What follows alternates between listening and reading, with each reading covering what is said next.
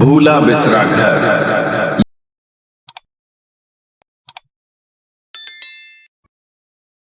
यह एक ठंडी धुंधली रात थी जब समीर और उसके 3 दोस्त बिलाल, उस्मान और फरहान अपने गांव के किनारे स्थित परित्यक्त घर की खोज करने का फैसला करते हैं। यह घर दशकों से खाली पड़ा था और कई लोगों का मानना था कि यह भूतिया था। बुजुर्गों ने उन्हें वहां जाने से मना किया था, लेकिन जिज्ञासा उन पर हावी हो गई। वह घर एक विशाल मैदान के बीच अकेला खड़ा था।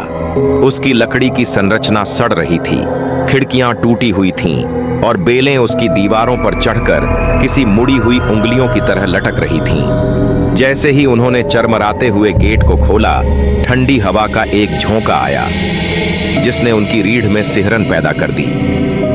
यह जगह मुझे अजीब लग रही है, बिलाल बुदबुदाया, लेकिन फरहान हंस पड़ा। आओ, डर मत, यह बस एक पुराना घर है। वे बरामदे पर कदम रखते हैं और उस्मान दरवाजे का हैंडल पकड़ने के लिए हाथ बढ़ाता है। जिस पल उसने उसे छुआ, हवा में एक अजीब सी फुसफुसाहट गूंज उठी।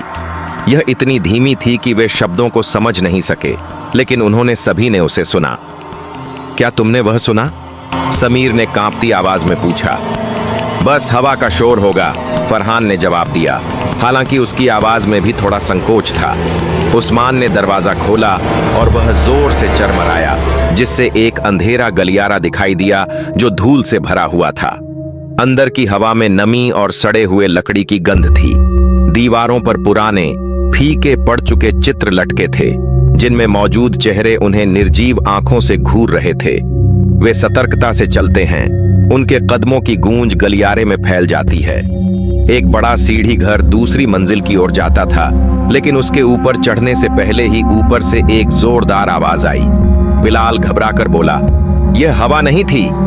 उन्होंने चिंतित नजरों से एक दूसरे की ओर देखा। शायद कोई जानवर अंदर घुस आया होगा, समीर ने अनुमान लगाया।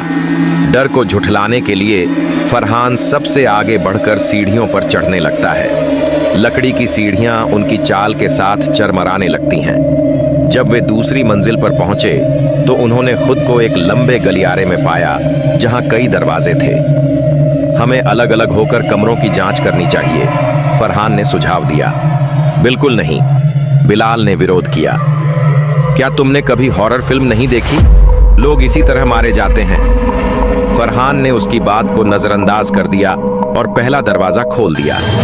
अंदर एक धूल से भरा कमरा था, जिसमें टूटा हुआ बिस्तर और एक दरार पड़ा हुआ आईना था।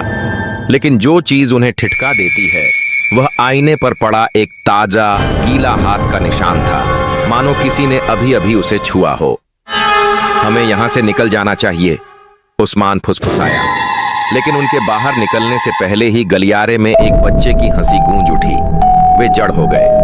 पहले वह आवाज धीमी थी, फिर वह और तेज होती चली गई, करीब और करीब, यहां तक कि ऐसा लगा जैसे वह उनके ठीक पीछे है।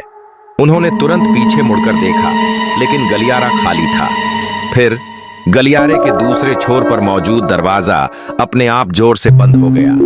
यह देखकर बिलाल के लिए काफी था। नहीं, मैं यहां से जा रहा हूं। उसने पलटकर भागने की कोशिश की, लेकिन जैसे ही उसने सीढ़ियों पर कदम रखा, वे उसके नीचे से टूट गए। बिलाल चीखता हुआ नीचे अंधेरे में गिर गया, एक दर्दनाक धड़ाम की आवाज के साथ। बिलाल! समीर चिल्लाया, टूटी हुई सीढ़ियों की ओर भागते हुए, लेकिन वह उस अंधेरे छेद के अलावा कुछ नहीं देख सका।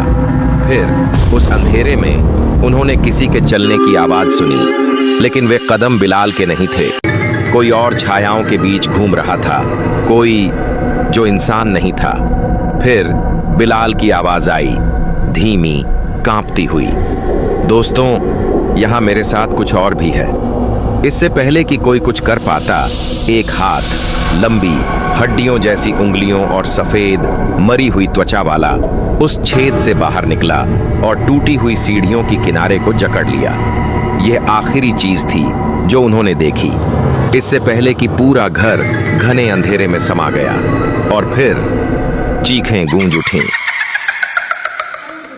अगर आपको हमारी कार्टून कहानी पसंद आई हो तो हमारे चैनल को सब्सक्राइब करें और बेल आइकन को दबाएं ताकि हर आने वाली कार्टून कहानी सबसे पहले आप तक पहुंच सके। थैंक्स।